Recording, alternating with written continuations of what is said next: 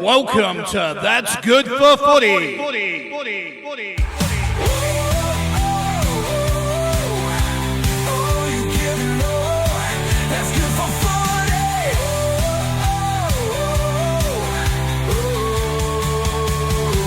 That's good for footy.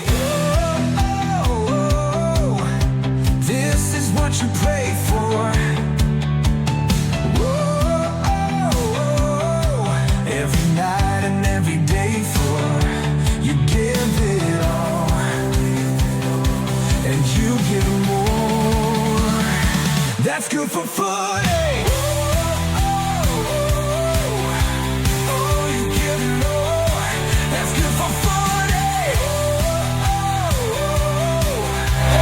Nice to see you. Welcome along to the Mulgrave Country Club. Welcome along to That's Good for Footy, and welcome along to Hawthorn night. Just been having a chat with the boys out the back. They're quite excited. It's very good. Very happy.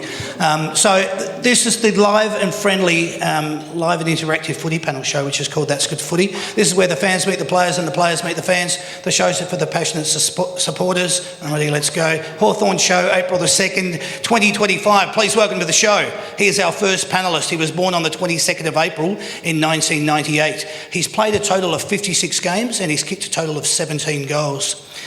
Not bad, eh?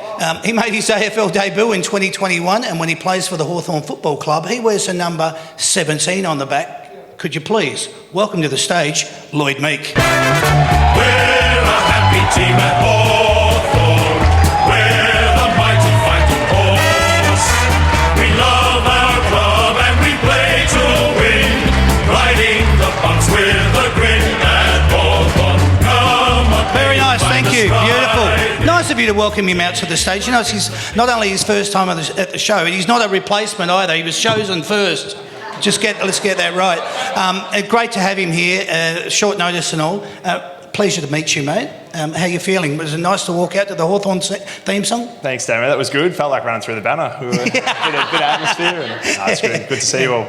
Yeah, we've got one of those out the back. I'll bring it out later.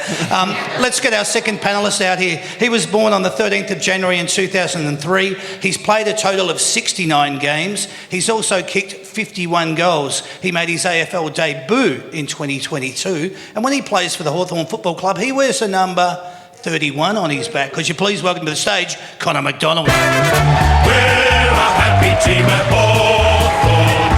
We're the mighty fighting horse. We love our club and we play to win. Riding very nice. Thank you for the rendition. Nice of you to get involved in it. Welcome, Connor. Your first time on a That's Good Footy panel show as well. Yeah. All the lights, you come out here and it's like, Jesus, Damien, what's going on here, mate? Yeah. But you'll be right. You'll get settled in and everything will just go smoothly for you. Yeah, I feel like a movie star with you. Good on you, mate. You're off to a flying start. What we're going to do, I'm just going to get stuck in. I want to do this in our first little segment. It's called It's All About Me. That's good for fun. All right. As an AFL footballer and an elite AFL footballer, what is something that you want to be recognised for? A match winner? A leader, a consistent contributor, a reliable teammate, someone who always gives it all, or one or all of the above. What do you think you'd be?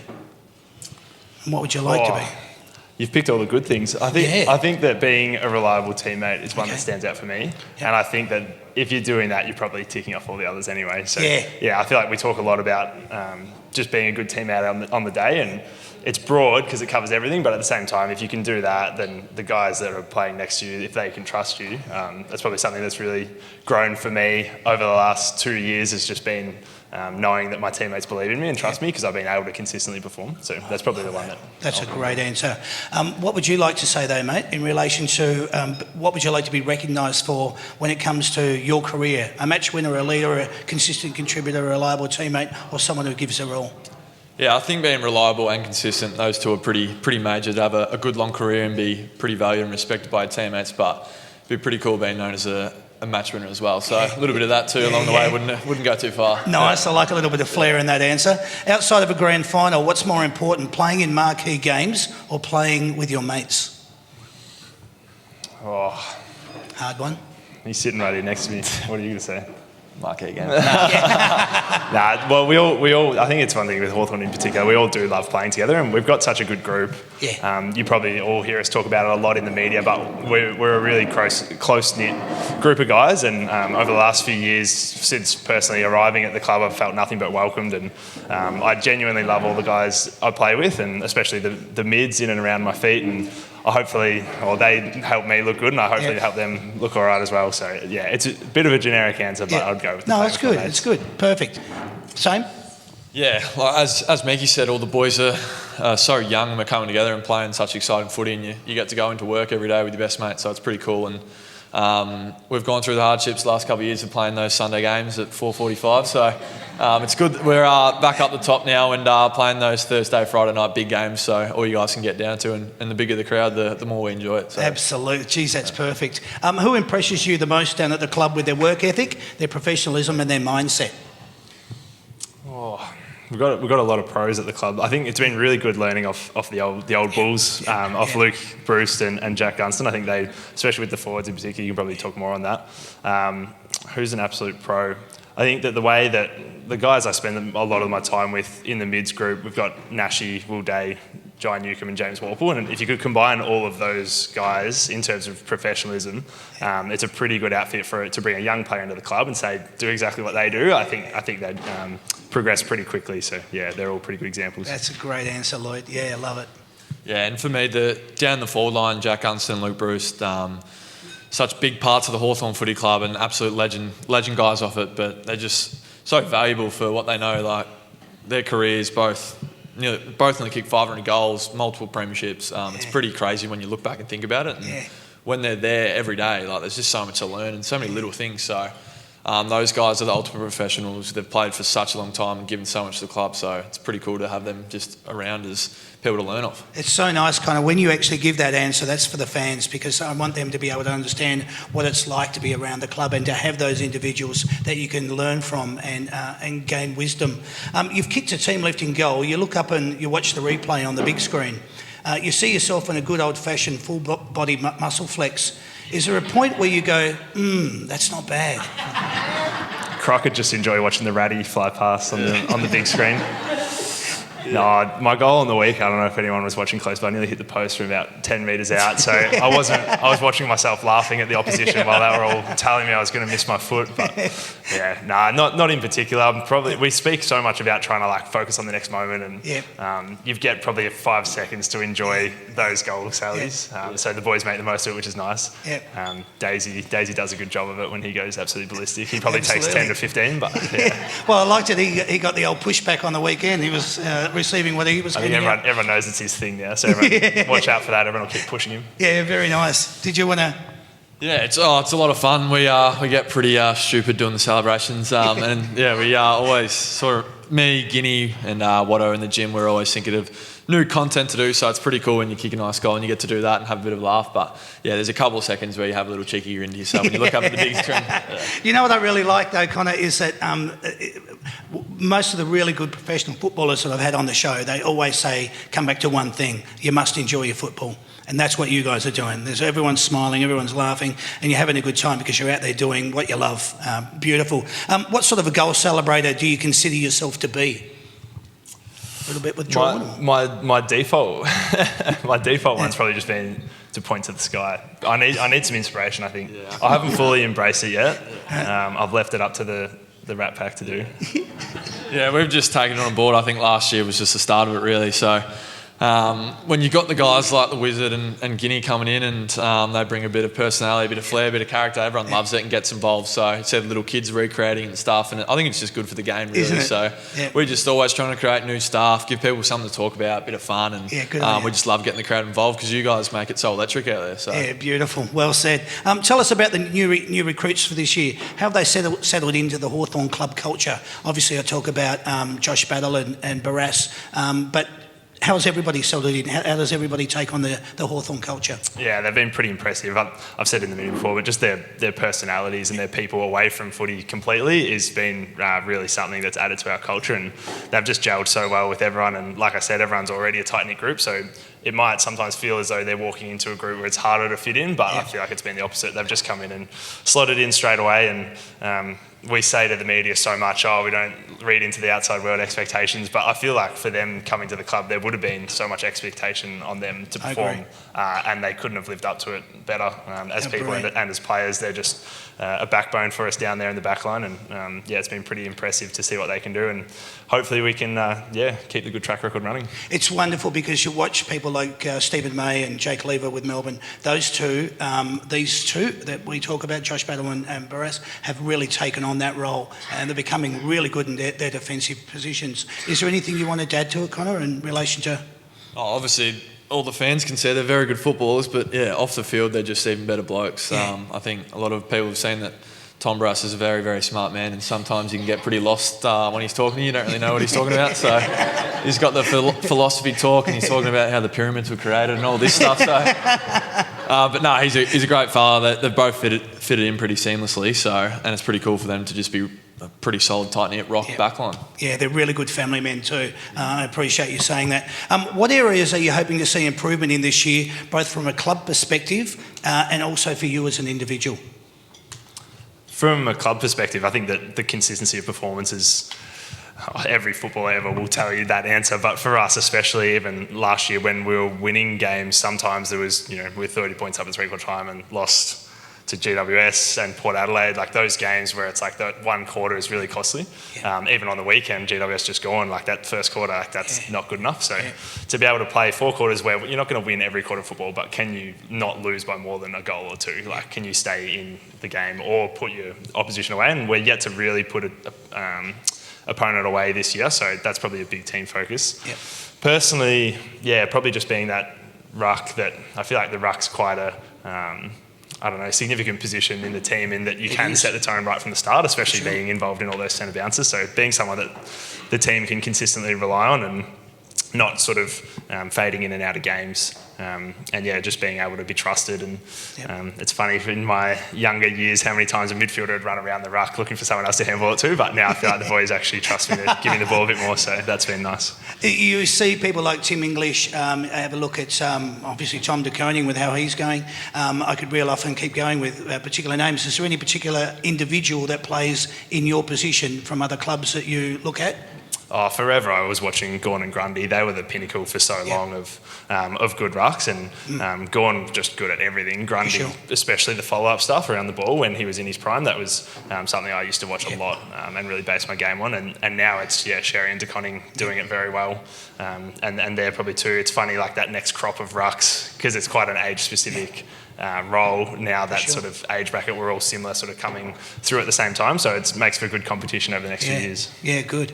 I'll go back to that one question, just talking about it, where you want to see incremental growth, not just from the club, but for you from a personal perspective.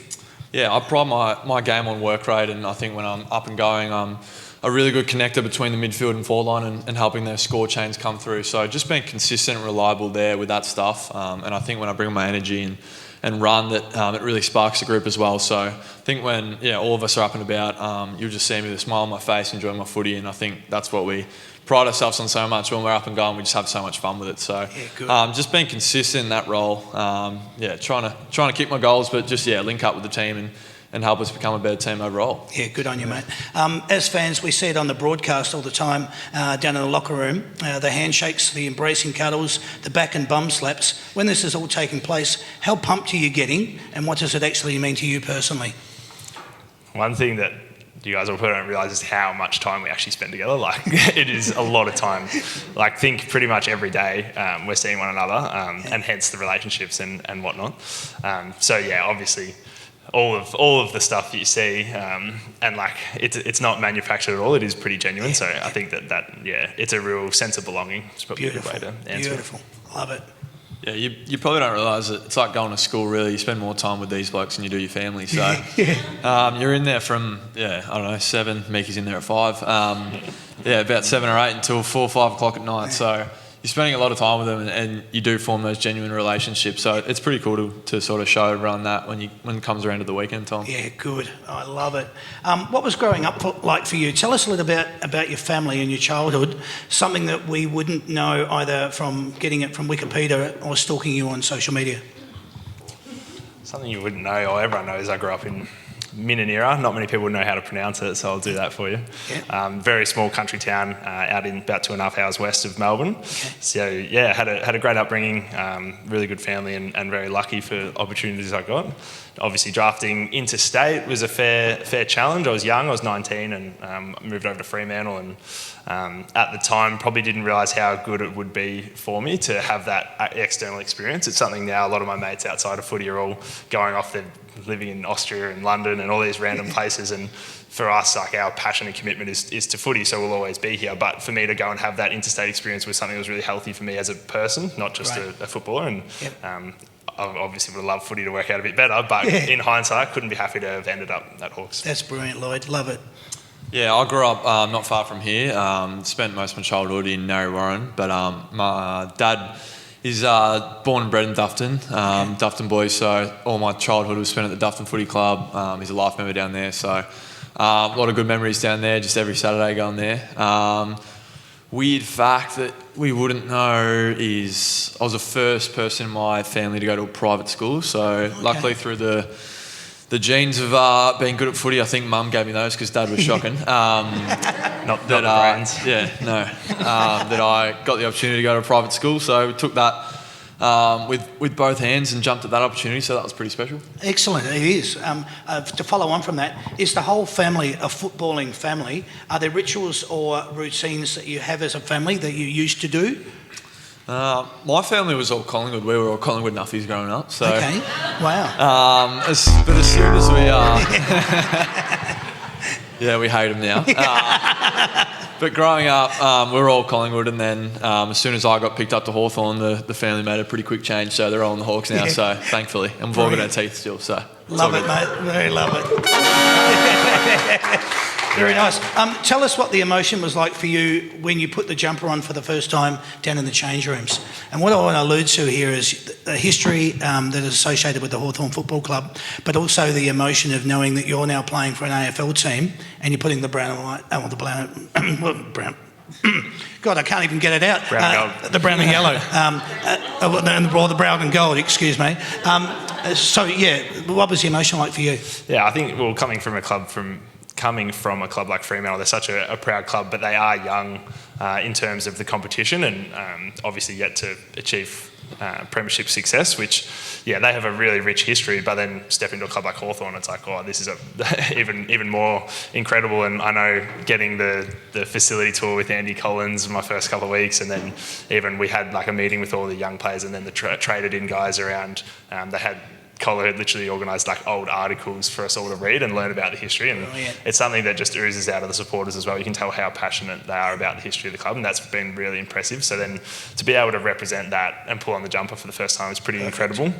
My first game was round 1 2023 against Essendon, and we do a thing that you guys wouldn't see because it's away from the cameras, but we all get in the locker room before a game and we put our jumpers on together, and it's like a real sort of symbolism of this is your time to wear the brown and gold stripes. It's really wonderful that you say that as well, Lloyd, because each player that I've had on from the Hawthorn Football Club always alludes to that fact. So it not only means something to them, it means something to you, and it's resounding. I love hearing that.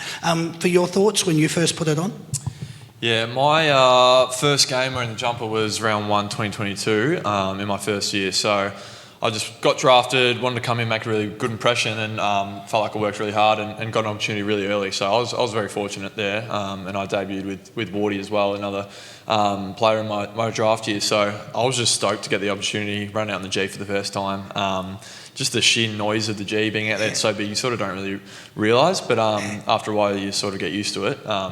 But yeah, just all the hard work as a junior, all the sacrifices, all the stuff you go through that everyone talks about it, to finally be able to say that you're an AFL player, put the jumper on and go out there and sort of do your job, it was very amazing, and you're always going to look back on that. Giving me goosebumps, mate. That's bloody awesome. I love it. Let's just go along on the ride with me here for a sec. Take us behind the scenes and give us a little bit of insight to what it's like to have performance coaches, nutritionists, health and wellbeing advisors, medical staff, development coaches, physio, etc. They're all available to you. What I wanted to know is how much does it blow you away that you get access to all the best professional and medical staff at the club, and you can literally go and get a massage whenever you want? To follow on from that, tell us what it's like being in an environment where you have access to all of that. Yeah, I'll start. It's pretty amazing, and you do take it for granted a little bit. Like, we have a doctor always at the club, so like you can literally go in there and ask him at any time, like, what's going on, I need help with this, blah, blah, blah. But like, to have that access like that, it's amazing. And people that have been in the industry for 20, 30 years and they know, have seen everything, know everything, have dealt with so many of these cases before. Absolutely. Whatever you got going on with your body, it's just amazing. Whereas sort of the average person has to like book an appointment, wait, go there to this. Like, we just have everything so readily available. So fantastic. Yeah, you do take it for granted, but at the end of the day, you realise how lucky and special you are. And they're solely there to help you become a better player and help us become a better team to win a premiership. So Brilliant. It's pretty special. Well said. You happy to... I think the only thing I would add is obviously the gratitude thing is awesome, and we talk about it a lot, but I think that something that you guys wouldn't understand also is the pressure that can create, because think about, you have everything possible to improve your football and to be a better player, and you should be getting better year on year on year. But if you don't, it's like, well, that's your fault. Like, why are you not when you have all of these incredible resources? So that's probably the other side of it that people probably don't understand, is often then that pressure, if you don't perform continuously, you get kicked out. We're not sitting here now. So. That's really cool. Thank you. As a rookie, individuals hope that their natural ability, skill, work rate and dedication will lead to both cohesion and confidence. Confidence refers to them playing well individually, while cohesion involves the team performing well together. How long, in your opinion, do you think it takes for these things to evolve for a player? The confidence for some players can be straight away, but other times it can take years, really. You see blokes, again, I'll mention him again, Nick the Wizard Watson, he just comes in and he's just confident straight away, and some players are like that and they thrive on that, others not. But it's pretty cool, and we're pretty lucky to have him and other guys that are so entertaining, CJ and Jarzy off the back line, people like that. But I think the cohesion definitely takes a few years in learning the system. We've been under Sam for 3 to 4 years now, and I think the last 2 years especially, we've started this year well, and last year we, at the end of the year, we saw what we can do, but it definitely takes a couple of years. I would say a good 4 to 5 years to really learn the structure, learn the chemistry of everyone as well. I love that as an answer, and I'll tell you why, because I interview a lot of players on this particular show, and I compare them from club to club as how the answers go. So I learn a lot from it, as the fans that are here in the room would be learning a lot from your answer that you just gave. But I compare that with how other clubs have success on the field. You can see why Hawthorn are 4 and zip at the moment, sitting top of the ladder when you give answers like that. Beautifully said, really well, I love it. Over time, the footy fan has also witnessed to the progress of players' careers, although all through maturity is a universal experience. Footballers develop before our eyes. Things like physical growth, enhanced communication skills during interviews, and changes in confidence levels. How are these aspects of development something you are conscious of as a footballer? Yeah, I think that it's probably something that I personally struggle with in terms of confidence in my first few years, and spent a lot of time with sports psychs on just framing it in different ways and giving yourself the evidence that you are good enough to belong at the level. I think that everyone's aware of those things, and we do a fair bit of work around culture and sort of skill development outside of just footy. Like, that was one of the first things I couldn't really wrap my head around when I first arrived at Hawks, was Sam would organise like a debate for 2 different groups of players. So he'd get like 3 players and a coach each to verse another 3 players and a coach, and he'd pick a topic that was like, I think one day it was like Birkenstocks versus Crocs. And you had to argue your point, and his point was that we've got this all these young guys in together. Like, we need to develop more skills than just your football. So he'd find ways, just funny little ways to help, because to get up and public speak and debate as a young guy coming out of school, it's not natural. Or girl, it takes a long time to work on those skills. So I think I was more aware of it than at Hawks and probably what I was in my early days at Freo. Wow, love that. Oh, I'm blown away. I really love that. Boys, let's talk about this. Gather round is a great concept. Talking about it purely from a club and an individual perspective, though, the bonding and cohesion that an event like that creates, it's being like that. It's a footy carnival. What's it like for you, and what's your take on my perception of it? Do you bond a lot because you go away and you're with each other over that period of time?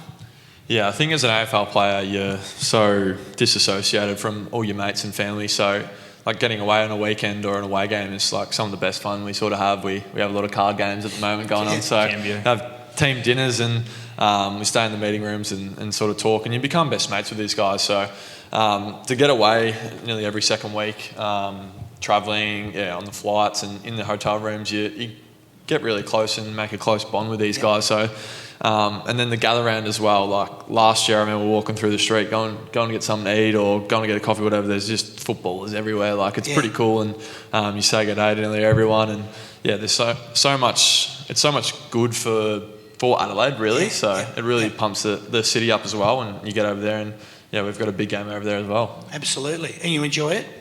Yeah, absolutely. I think that one thing that has helped a lot, which we probably haven't really even thought about too much, is that the club being so smart in the way that they've developed the list is that everyone is around a similar age demographic. Okay. So like if you've got guys that are families and kids and they're away from home for the weekend, they're a bit stressed about it compared to young guys just coming along for the ride and enjoying it, and of course you're going to spend all this time together, so it's probably subconsciously a lot easier to mingle around guys your age. Like I'm 26 and I feel like I'm one of the old ones sometimes, but I think that's one thing that the club's done that's been really smart to assist with that cohesion. That's not really putting you all in a room and saying you guys need to be best mates, but it's just naturally cause and effect. Doing what you love often requires belief of others. The question then becomes, how confident does this, knowing that you have others that believe in you, provide you with the ability to perform at your best? Yeah, definitely. I think it's so corny to say you have to believe in yourself first, but definitely the confidence that you get from other people. There's so many different tools that you use. I think that teammates is a big one, and we've got a great sports psych at the club, Ed Barlow, who is a former player, and we've done a fair bit of work with him around working out what suits everyone differently, because everyone does have different suits and needs. Like Sis and Nuke are happy for you to just barrel them and spray them, and they won't even think about it. They'll just see it as a challenge and go on about their way, whereas there's other guys that you want to try and build up, and especially if they're younger or their confidence is a bit low because they've made a couple of errors, like try and build them a bit up rather than just hitting them between the eyes. So I think that that's something we're always trying to work on, and the guys have done a great job at helping instill that belief in one another in different ways. It's not a one size fits all. Yeah, absolutely. Formula One drivers spray each other with champagne after a win. Footballers spray each other with Gatorade. First of all, why? Secondly, why not use water? And lastly, who cleans it up? Not allowed to drink. Yeah, I was going to say we're not rich as the F1. We don't make as much money, so no champagne for us. But I think, footy and Gatorade's just a combo, so it's always there. Accessible. So accessible, and hand I in think hand. a bit of a ritual, I guess. I think it's been happening for a long time. And who cleans it up? I've never cleaned it up, so not sure. We pick up the bottles. We pick up the bottles. Yeah, I reckon it just seeps in, and just you keep the stench of Gatorade there for the next time. Maybe you've given us an idea. Maybe we should grab the mop next time. Yeah. They might make a statement across that if we'll clean it up properly. It's funny because the fans see it, but then they don't know what after. And I've heard people say to me before, what happens after that? And I go, I've got no idea. I'll ask. Yeah. Why don't we? Hey, you're a bloke and a mate first and a footballer second. So what sort of a bloke and a mate are you outside of football? Good question. I think it's funny, like, my role as a ruck is to be the big, angry, scary motherfucker, basically. But I feel like, as a person, I feel like I'm probably anything but that, and it took me a long time to instill that. I feel like I'm quite a kind-hearted, like to give back to people kind of person. Love being around people, love the energy other people give. Nice. But stepping across that white line, it's like, how can I intimidate the opposition as much as possible and help my teammates walk a bit taller? Beautiful.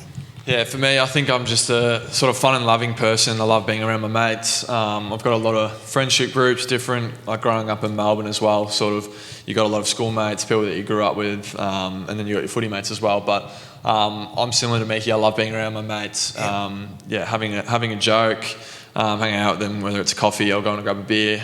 Just love being around the boys, really. So just having a good mix of all that. And then I think I'm pretty similar as well. Like, I have a fair bit of energy off the field, and I can bring that on the field and show that as well. So I think we're both pretty similar. We're trying to go for lunch or coffee or try and be around the boys as much as we can because we just love it. Yeah, nice. And then just an analogy, right? When you're in a car, you have to trust the driver. You have to trust that they are someone that can handle any situation that comes up. They have experience, knowledge, and skill in all conditions. You have to have trust in their ability. Using this as an analogy, who is that one teammate down at the club that you have that level of trust with? If it wasn't an analogy, I wouldn't get in a car with Weds. I reckon Josh would be all over the shop. I think that you got to say to Skip Sicily, he's the guy that when the game's on the line, you just know that he's going to just be there for everyone and do what the game needs. And it's something that we've talked about a couple of times in close reviews where, like, often there can be a real delay by the time the message gets from the coach's box down to the runner, out to the field, across all the players. Like, it can take a fair bit of time. So he's one that he just knows what the game needs and you can really rely on him in that moment. Wow. Yeah, I love that. Great answer. How is it for you when you look at your locker and you see the players who have worn the jumper before you? You realise you are just a custodian of the jumper, but this is now your chance to stamp your mark on it. Have you had the chance to reflect on that in your career thus far? Yeah, I have a little bit. Stuart Dew was the most recent premiership in the 31, so he's up there, which is pretty cool, and I think he's obviously been talked about for a long, long time from that 2008 grand final. So, but I think the number 31, when I came to the club, that was the first available, so I grabbed that. But for me, I think I'm very happy with that number, and I sort of want to make it my own in a way. There's not too many sort of premierships or players that have played lots of footy in that number. So, and I think with Hawthorn such a long and big history, like you look at number 3, number 5, even like 19. There's a massive 23. There's a massive history with all those. So, being a bit down the line in the 30s, I just want to make 31 my own. So that's how I sort of look at it from my perspective. Yeah. Great answer. Seriously good. It's pretty hard to make number 17 my own when Tucky wore it and won 7 flags and played 800 games, whatever it was. It is pretty intimidating because he's obviously a superstar of our club, and I've been lucky to meet Tucky a few times now, and he's presented me my jumper probably 7 or 8, but had a coffee with him once, and ripping guy. It sort of does hit hard when you think that you will one day pass off the jumper. It probably doesn't something that sinks in until you finish, and you hear every retiree player talk about, boys, make the most of this. And I hope that we are doing it right now, and we've still got a bit more time to do that. Absolutely. Tell us, even if you haven't done it yet, what you think the feeling will be like when you win a one-on-one contest in front of 60,000 at the G. You go back and you bang it home for a 6-pointer to put your team in front with only seconds left on the clock. Have you done that yet? I haven't done that yet, but that'd be just amazing, really. We've played in some big games recently, and one of my favourite last year was that final against the Dogs, and I think it was nearly 98,000, and just the roar of the crowd. Meekie kicked the goal, and then I kicked one pretty soon after, so that was pretty cool, pretty in sync. But yeah, you live for those moments. Yeah. Like you get that opportunity to kick one, and all the boys jump around you. So it's pretty special. So hopefully we can get that done one day, whether it's me or Meekie. Yeah, cool. Do you want to add to that, Lloyd? No, pretty well said, I reckon. I think that I mentioned before, like sometimes it's too short-lived. Like you just want that moment to just go that little bit longer because you've got to go back to centre bounce, and then chances are if you put yourself up, like they've got a chance to kick another goal. So it's what can we do to then shut this game down? Absolutely. The best, David Hale says it all the time, the best 10 minutes in footy is that like 10 minutes post siren when you're exhausted and you've got nothing left, but you've won, and you can go around and look each other in the eye and know that you've earned it. Well said, mate. He says, you're a lot of lucky tonight, I tell you. You're at a party or a celebration and somebody recognises you. You can see that they are just itching to come over and talk to you about football. What's running through your head as they make their way over? Ask me how tall I am, generally. He's standard. Just hope they don't come over. I don't know. No, it's all part of it, all part of being a footballer. So, Well, you love people coming up to you, but obviously there's a time and a place. Yeah, But it's pretty popular at the moment when you see Big Mickey walking down the street and all the fans on him. Some things can't be avoided, can they? There you go. The captain comes back after winning the coin toss. At that point, how invincible do you feel? You've done all the training and you've done all the drills and you're ready to go. What's generally running through your thoughts at that time? I don't think Sis has won a coin toss yet this year. I'm pretty sure Jarzy, when he did his 200th, I think Jarzy might have, but then Sis came back the next week and still lost. It's a good feeling, and like that pre-game feeling is pretty awesome. And like you said, you do so much work to prepare your body and your mind, and you know that everyone's just in the zone and ready to go. And CJ and Croc play some bangers for us pre-game, which gets everyone pretty fired up. And it's a pretty special feeling, just the adrenaline, crowd, banner. It's pretty awesome. It's sort of like when you know it's go time. That's brilliant. I love it. You walk into a pub or a bar and the footy is on. At what point are you conscious of the fact that's actually what you do for a living?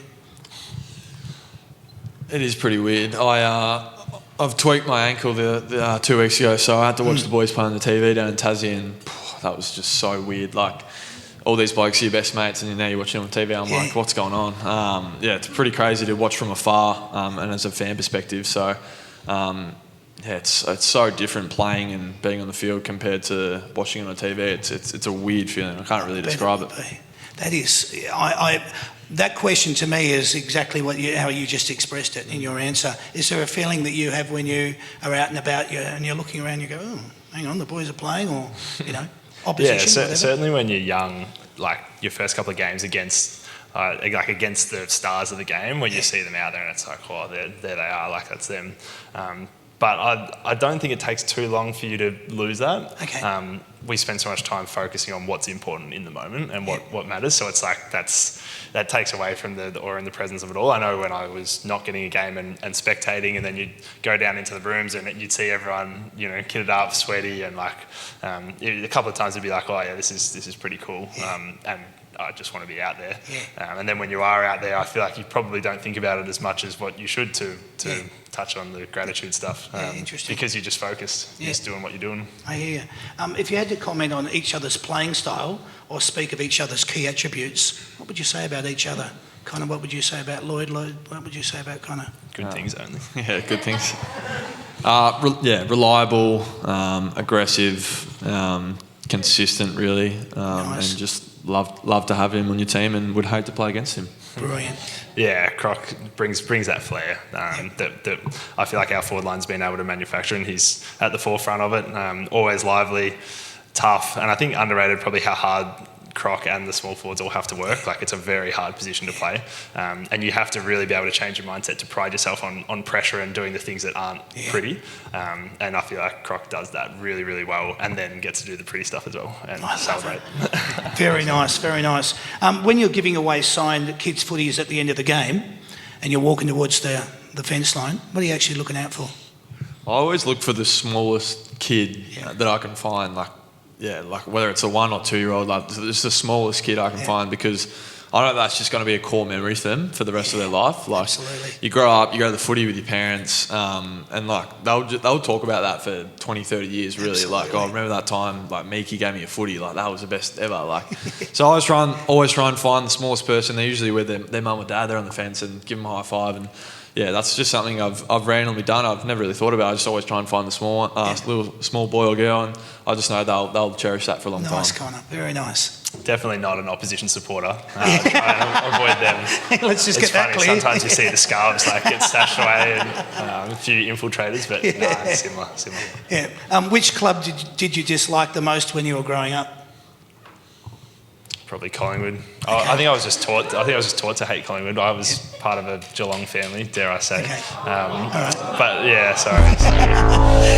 We never mentioned Geelong at a Hawthorn show. I know. Shouldn't have. You're right. Yeah, but Dad always instilled in me when I was pretty young to hate Collingwood. I hear you. I hated Hawthorn. Just Sam get it Mitchell out. was so annoying. So annoying, such a pest. Not much has changed, mate. No, not much. He's still so annoying. But I think I hated them honestly because they were so good. like 13, 14, 15, you can't really like beat them. So, and now that we're playing on them, you sort of see with like we're going well now that other people are starting to hate us. But I think it's a good thing. We're going so well that everyone hates us because we're good. So that's great. I love it. Yeah, I know. And now I need to ask you this: who is the AFL club that you like to beat the most now? Oh, I'd have to say Freo. Well, I've played them 4 times now, I think. And I think the first 3 times we got smashed. Yeah. I don't know why. We just obviously weren't up to it at that point. And then last year in Tassie, we beat them by, I think, like 13 points. It was a really pivotal moment in the season. And I've obviously got some close friends there still. But they didn't give me much after the game. It was we're pretty salty. But that one felt nice just because with the trade and everything and to be able to cement my spot and then beat them. There's a little bit of pride in that one. I hear you. Yeah, a little new rival. We were pretty close last year against Port Adelaide, so big game next weekend. Oh yeah. Come back after the bye. We'll be well rested, and we're really looking forward to getting back there and seeing how we go against a team like Port over in Port. So it should be a good test. Oh, how exciting is that game going to be? Oh, it's going to be a ripper. Can you remember how sore you were the day after your first real hit out, and how did you feel emotionally after the experience? I go back to your first game. I just want to know how sore you might have been, but how emotional were you after that experience? Yeah, definitely sore. I can't exactly remember the feeling of it, but I remember one of my first main trainings down at Hawthorn in the pre-season. Did a big session, did running after, and I was like, whew, thank God, like done. And I was used to, we'll see you in a couple of days, like Thursday night, under 18s training, get a couple of days off. Yep. Like, nah, back in tomorrow at 7, 8 a.m. And we had weights after that as well. I was like, you're kidding. Like, there's just no way the body's going to adjust to it. It does eventually, but your first couple of sessions and even your first couple of years, your body just takes so much to get used to it. And it is a lot, really. Yeah. My first game was against Gorney at the G in round 1, 2021 it would have been, which was pretty intimidating. I don't think I've ever been so nervous for a game. COVID at the time, wasn't it? It wasn't, no. Oh, sorry, it must have been... No, it wasn't COVID, so I'm not sure when it would have been. It must have been later than that, 2020. No, I think it was 2021, but we must have been in a period where it was fun. Okay to play. Yep. Yeah. So, pretty intimidating game. Exhausted. I remember afterwards I had a heap of mates meet up at a pub in Richmond just to get around me and celebrate. And I didn't have a drink because I think we had a short break and I was getting on the plane the next morning. And they were all really keen they'd had a few beers at the footy and they were keen to get home. And I remember just sitting there just drained, exhausted, didn't have much to give them and ended up going home pretty early, Wow, oh my God. This might be a question more suited for the coach, but you hear things like one soldier goes down and another one steps up. And we know how much of a process it is to win a premiership. But which do you think plays the most pivotal role in achieving that success? Injury-free personnel or understanding of the game plan? Oh, they're both pretty important. They are. Yeah, I think that there's so many things. You're probably going to hate this answer. There's so many things that goes into premiership success, and we probably still don't really even know what they all are because we haven't won one. So I think that it's what the players are doing at the club, away from the club, the coaching staff, the culture, the resources, the facilities, games played together is a big one. A lot of people talk about that. You need that sort of 50 to 100 games together. Continuity. Yep. Yeah, coach, game plan, injury-free. We're lucky we've got a great coach and we've got a great high-performance manager in Peter Burgeon. A couple of little things are always going to pop up along the way, but in terms of the real like soft tissue and the stress-related injuries, touch wood, touch a lot of it. You would ask about injury. That is. Hopefully it's all good. I won't have to go with you with that kind of, because that's such a great and accurate answer that perfect to a T. The definition of an AFL footballer is constantly changing and evolving. You are now more of a professional athlete. You have always had to be skilled, fit and tough, both mentally and physically, but the game is moving so fast, especially now with transition football. So much now that endurance and stamina are the new KPIs. How accurate is this assessment and how much of your training is devoted to this? Yeah, a lot of the pre-season is about getting match fit. We started in late November, we did this year. Went back a couple of weeks later because obviously we made the finals, but from late November all the way till I think March this year was our first game. It's all about getting as fit as you can and as strong and fast and really good at endurance as you can. So a lot of work goes into that, and it is a very physical game, as a lot of people touch on. But we always have sort of a saying that we go back to, like, just make sure like you're good at footy or like your skills are good. Like, it's all about skills as much as it's about being a good athlete and being able to be good at running and all that stuff. It's still about, it is footy at the end of the day, and you've got to be good at footy. So that's what we sort of pride ourselves on. Brilliant. Yeah, wow. It's interesting because the game's fast. How fast do you find it, Lloyd? And maybe just take the last 2-3 years. Have you seen a quicker progression in the game? Because of the 666 and the no stand rule and all that sort of stuff? Definitely, without a doubt. I don't run as fast as some. But yeah, without a doubt, the standard of play is definitely improving. And it's a funny one because then there's still, I'm not sure what the stats would be like, but it feels like there's a lot of contests. And I think that we're really embracing a new era and a new way of playing, which is probably speeding up the game as well. You could all tell with our game plan, we like to move the ball fast, and hopefully it's exciting as a fan because it's nice as a player. And chances are, if we can hopefully keep winning games, that other clubs will probably start to adopt similar ball movement, just because if you move the ball quick, then the defence doesn't get a chance to get set. So I think that we're probably contributing to that, and I definitely have seen a shift. Oh, very nice. I've got so many questions I want to ask you guys. Do you manifest things and do you write down your goals of what you want to achieve? Are you that kind of individual? Yeah, I've got some stuff written at home. I journal and stuff, so I journal every day and write down thoughts, feelings, all stuff. Obviously, I have goals as well. I think a lot of people would. But yeah, I think Miki, you do it as well. Write down some stuff. But yeah, I think it's just really beneficial. You write down your goals, you can see it, visualise it, and I think a lot of players are moving towards that stuff now. Can I ask you, is it something that's instigated by the club, or is it something that's just by the individual? No, it's completely personal, but I think a lot of guys are taking it on. But completely personal. The club's not forcing anything upon us. So yeah, we've just taken accountability and we've just done it ourselves. Yeah, cool. The younger you is having a chat with the older you. How proud would the younger be with you with what you've achieved thus far? Yeah, no, definitely proud. I think I didn't play AFL in my first 3 years, so it was the start of my 4th year, and then I played 15 games over 2 years, and then it wasn't really until last year that I'd played a string of games where I was definitely in the team. So it took a long time to get there, and I think that, I think the younger me would be very proud. I think he would have probably hoped it would happen a bit sooner, as everyone would. I think it takes a lot of work to get to this position, and you have to really look back at times and reflect and I suppose pat yourself on the back, but for sure. Yeah, it doesn't last long because you're always striving for that next goal, that next thing.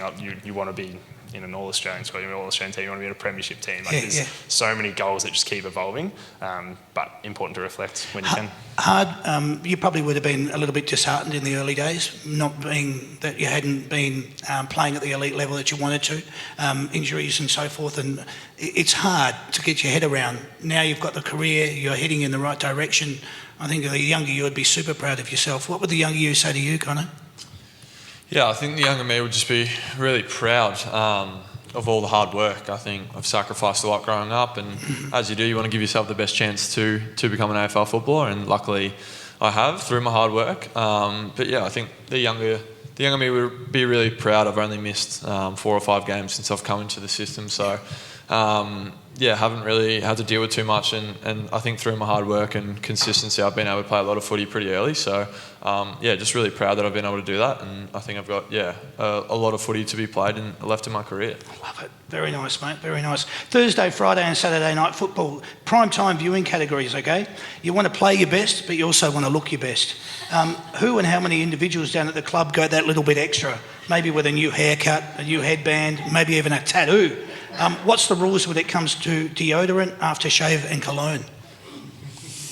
I think there's a little saying that gets thrown around the club: look good, feel good, play good. I think that hits the nail on the head. The boys like to look sharp for the camera.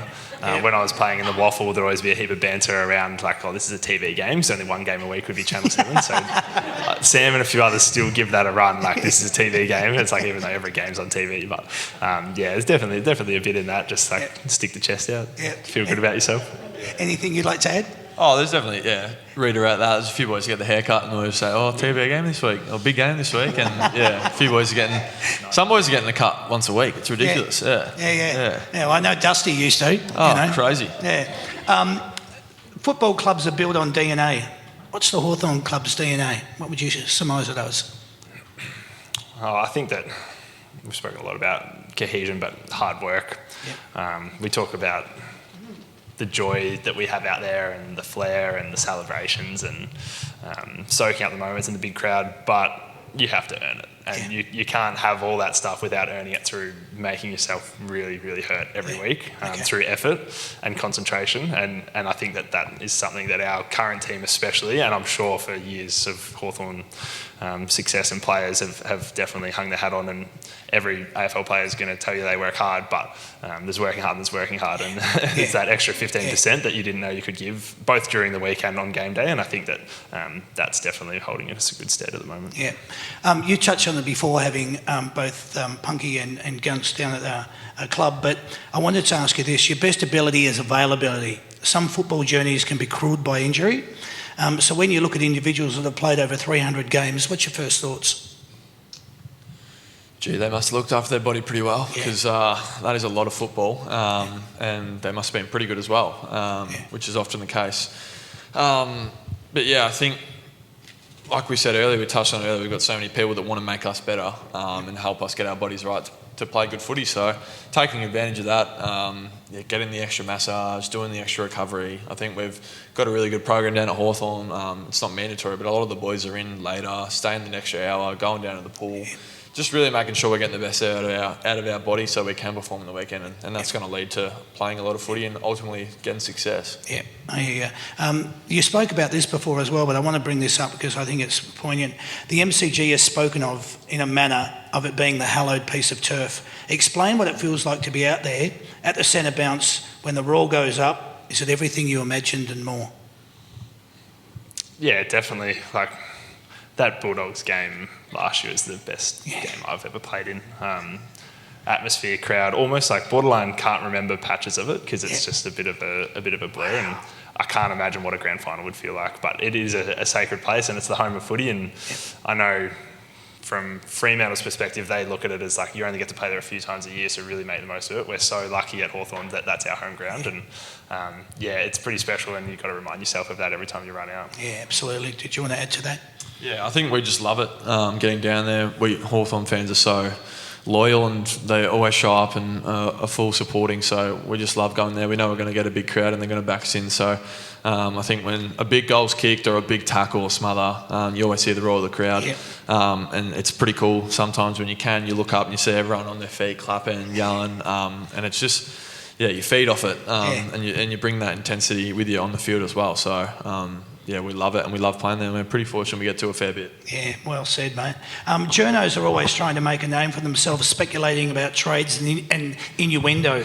What are players thinking behind closed doors? Fans have their opinions, but what are yours, especially if it's about you?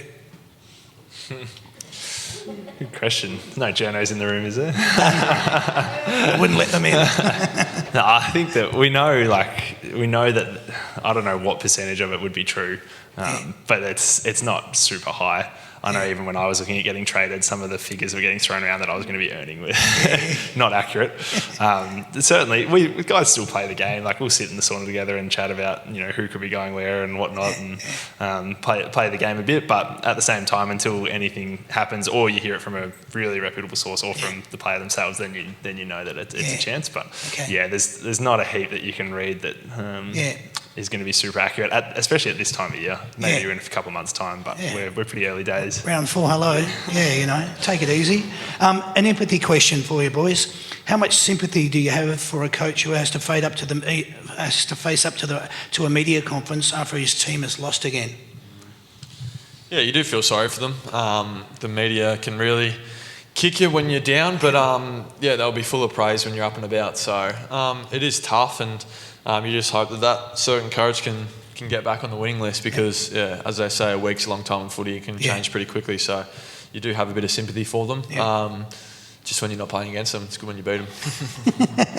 I'm going to let that one ride. When it comes to being left or right-handed, Which of this, when it comes to the following, are you? One at a time, okay? So I'm going to go with you first, okay? Yep. Kicking. Right. Handballing. Right. Writing. Right. Eating. Right. Batting.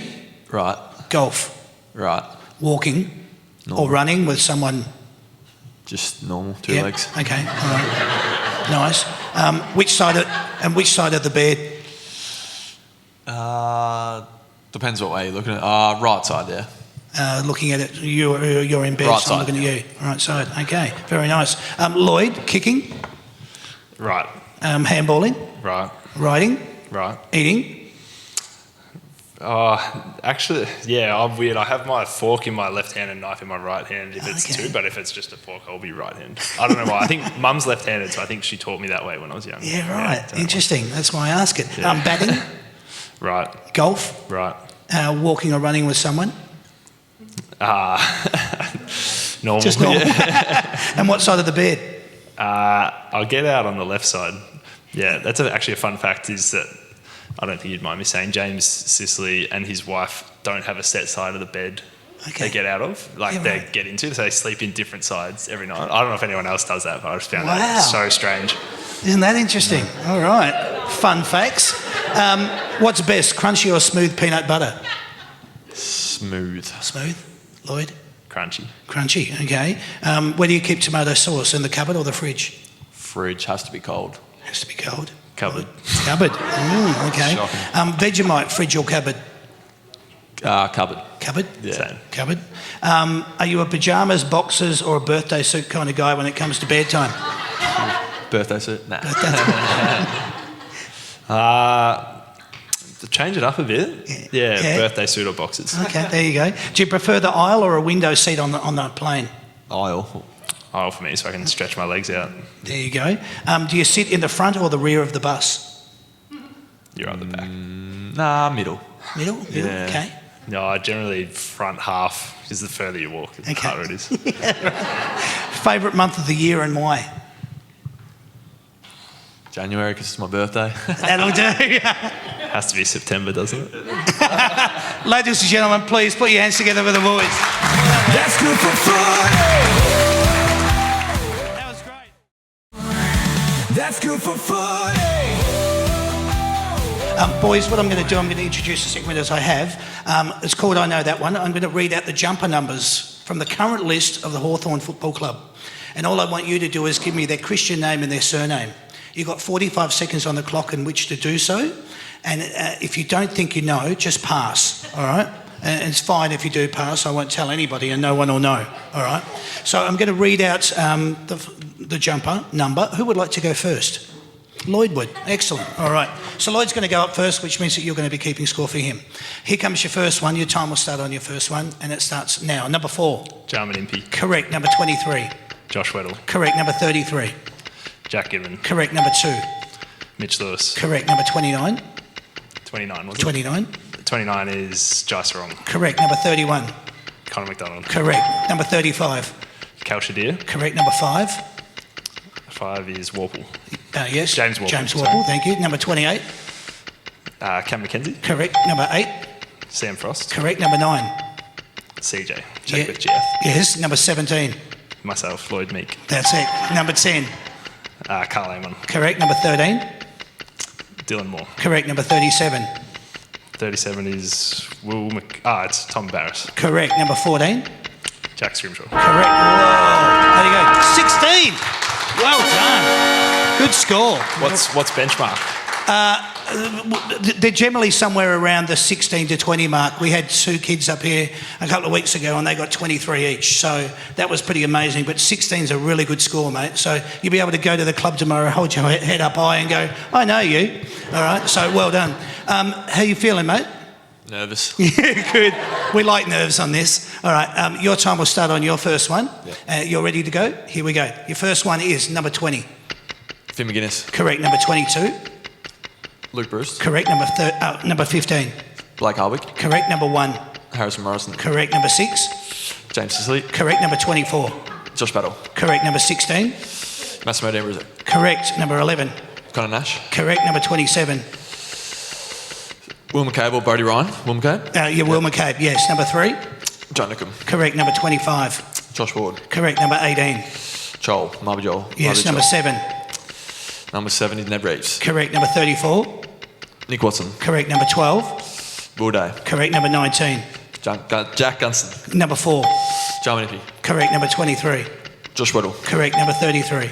Jack Innivan. Correct. Number 2? Mitch Lewis. There you go. 20. 20 versus 16. Mate, well done, guys. That was seriously good. That was seriously good. As a score of 20, what I'm going to give you, you've won, obviously, Connor. So I've got a hamper voucher for you to get a $100 hamper, very similar to this. You'll be able to go to Hamper World into their showroom, walk around there and go, Damien said I could come over and get anything I want. Here's my $100 voucher. So I'll bring that down to you at the end of the show, and that's yours, okay? But you don't go home empty-handed. We'll give you a That's Good for Footy football. All right? Well done, ladies. Thank you very much. That's good for footy. Well done. That's good for footy. So I'll ask you the question. You guys will give me your answer. The boys here, they're going to take over the elaborate scoring system, all right? So as soon as you think you know the answer, buzz in.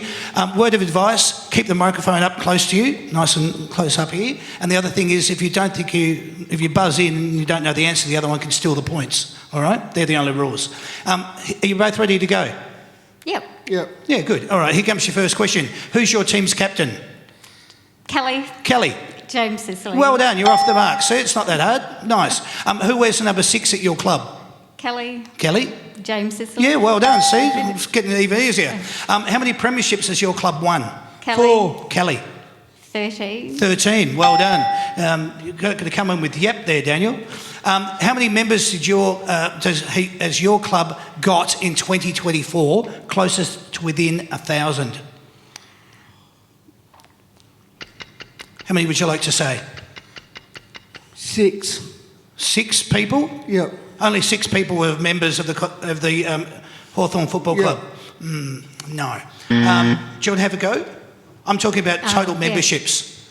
80,000. 80,000? That's not bad. It's you're not close. Well, you're closer than, Daniel was. It's 76,643. So there are a couple of sixes in there, Daniel. Where did your team finish on the ladder at the end of the home and away season last year? 4th. No, and you've got to buzz in. Remember how I got you to buzz in with your buzzer? Kelly? 5th. No, 7th. Bad luck. How many games did your team win last year at the end of the home and away season? Have a guess. Buzz in. 16. Close. No. Do you want to have a go, Daniel? 18. No, you went the wrong way. It was the other way. It was 14. What year did your team last win a grand final and who did they play? Kelly. Yes? 2015. Yes. West Coast. Yes. Well done. I love it. How many points did you win that grand final by? 46. Yes. Even better. For 2 points, who was your club's leading goal kicker in 2024 and how many goals?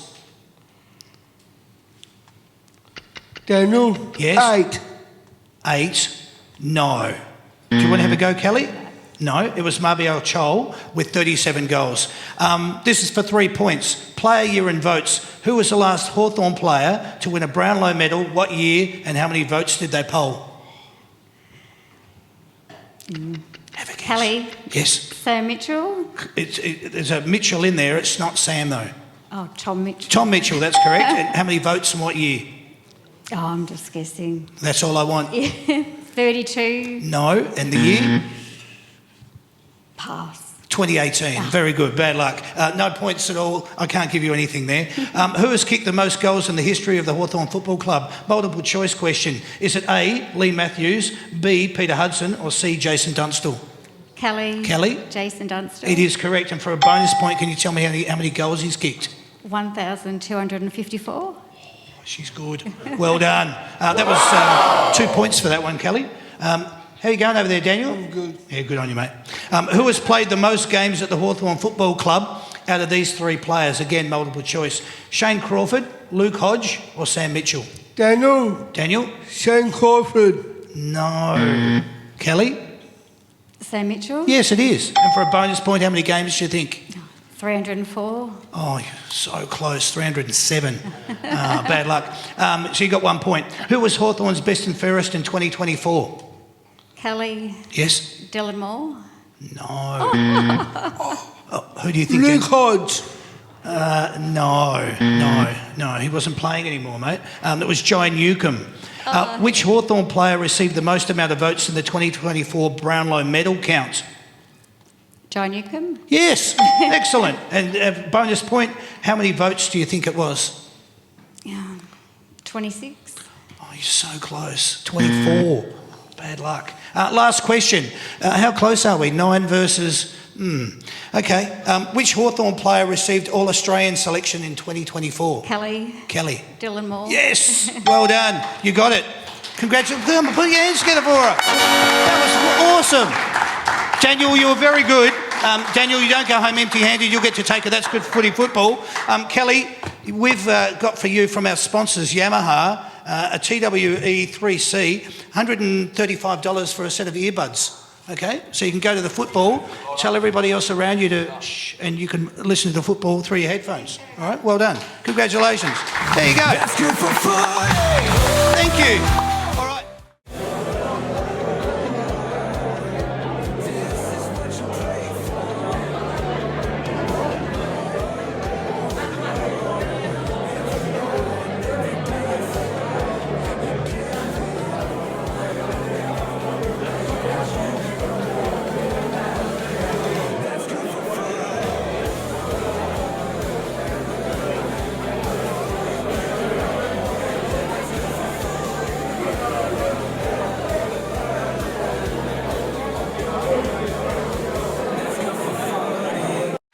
You're very, very fortunate. You got to see a great show with these two wonderful human beings. They're great ambassadors of the Hawthorn Football Club. What I would like to say to you now, if you could please put your hands together for Lloyd Meek and for Connor McDonald. Thank you both very much for being on the show tonight. It was wonderful to have you here. Please, you've got the microphones. Do you think there'd be a possibility that you would come back on this show again after what you've experienced tonight? 1,000,000%. Of Oh, course. cool. Yes. No. How nice is that? Excellent. Absolutely. Thanks, guys. You've made it great with low numbers. You've found a way to create a good atmosphere. Yeah. So. And you both had a good time, yeah? Of course. Absolutely. Yeah, good. We'll be No, back for sure. Seriously, Thanks very much. Totally appreciate you coming along and being part of it. Very good night to be speaking to them. If you'd like to be part of the live audience at any of the shows that we do, get onto the website, which is www.that'sgoodforfooty.com.au/tickets. Our next show is here again next week on April the 9th. Guess who's on the show? It's at the Mulgrave Country Club. It's a Richmond Tigers night with Ryan Mansell and Sam Lalo. Tigers fans, you don't want to miss that one. There's only from what I understand, there's only about 8 tickets left for that. So there's 142 people are coming to that one next week. So a little bit different, sitting bottom of the ladder. And anyway, we'll see how that one goes. Should be all right. Just remember, when you're purchasing your tickets, you can only do so through the website. What I just wanted to finish off with is say thanks to Sam and Sandy for being part of it. Thanks for your help. I really appreciate it. My name's Damien. This has been the That's Good Footy panel show. Thanks for all coming along and being here.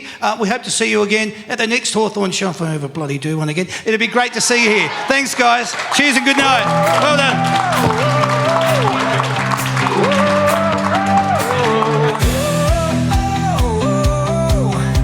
This is what you pray for. Every night and every day for you give it all, and you give more. That's good for footy. Oh, you give it all. That's good for footy.